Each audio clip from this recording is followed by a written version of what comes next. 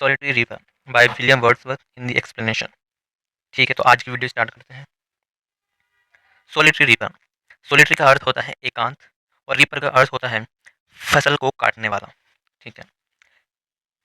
Behold her single in the field yon solitary highland, thus reaping and singing by herself. Stop here or gently pass. Alone she cuts the binds and the grain and sings a melancholy strain. All listen, for the vale profound is overflowing with the sound. Behold her, single in the field, देखो उस लड़की को जो उस क्षेत्र में अकेली है। यौन सोलिटरी हाईलैंड हिल्स, और उस एकांत पर्वतीय पहाड़ी में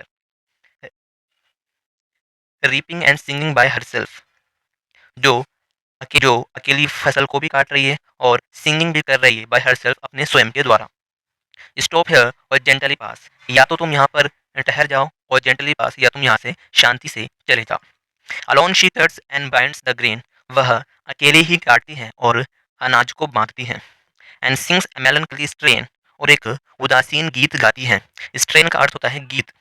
और listen for the well profound is overflowing with the sound, और सुनो उसकी आवाज ने वहाँ के पूरे क्षेत्र को, वेल प्रोफाउंड एक गहन आवाज को लबालब भर दिया है। उसकी आवाज से चारों ओर के वातावरण से उसकी आवाज भर गई है। ये हमारा पहला स्टेंजा हुआ। दूसरा देख लेते हैं। No nightingale did ever chant more welcome notes to weary bands of travelers in some shady haunt among Arabian sands.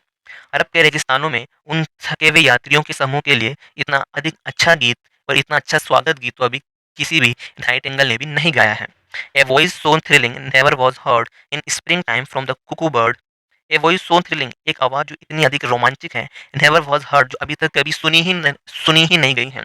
In spring time, बसंत के समय में, from the cuckoo bird, cuckoo पक्षी से।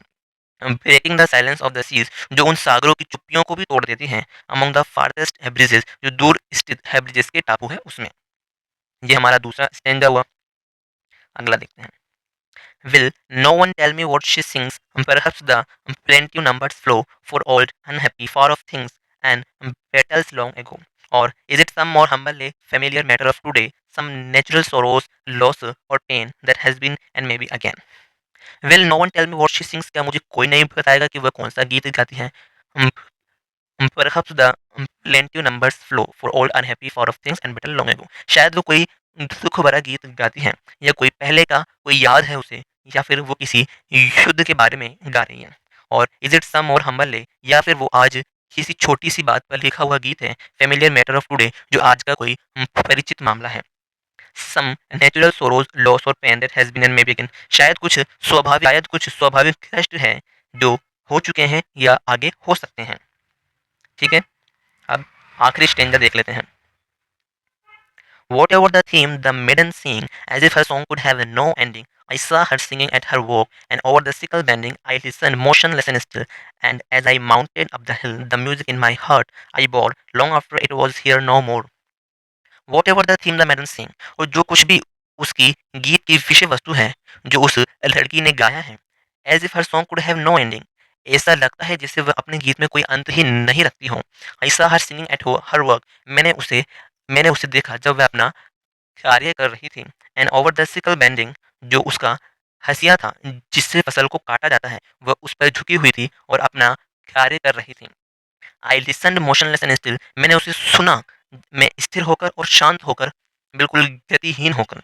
And as I mounted up the hill, और मैंने जैसे ही उस पहाड़ी पर जैसे ही मैं ऊपर गया, the music in my heart, वो गीत जो मेरे हृदय में था, आई बोर, जो मैं रखता था, long after it was here no more, बहुत लंबे समय के बाद भी मैंने उसे उसके बाद कभी भी नहीं सुना। यहाँ पर विलियम वर्ड्सवर्थ ने एक लड़की को अपने कार्य करते समय एक गीत गाते हुए सुना। हालांकि उसे उसके बारे में कुछ भी पता नहीं था कि वो कौन सा गीत गा रहा है, क्योंकि उसकी लैंग्वेज अलग थी। लेकिन वह अंत में कहता है कि उसने उसके बाद ऐसा गीत कभी नहीं सुना। आई होप ये वीडियो आपको समझ में आई होगी। ओके।